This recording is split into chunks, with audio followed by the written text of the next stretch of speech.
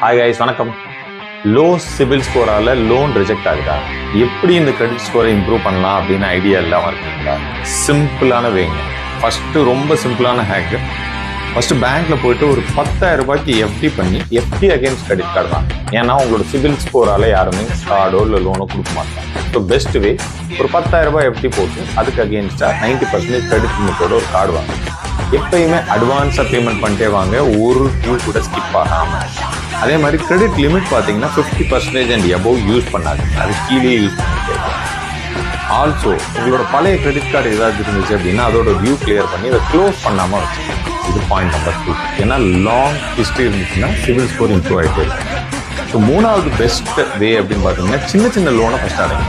சின்ன personal loan, சின்ன credit card EMI இதெல்லாம் க்ளோஸ் பண்ணிட்டே வாங்க. இந்த மூணுமே கரெக்டாக பண்ணிங்கன்னா சிவில் ஸ்கோர் ஆட்டோமேட்டிக்காக இம்ப்ரூவ் ஆகிடும். Less than 1 year.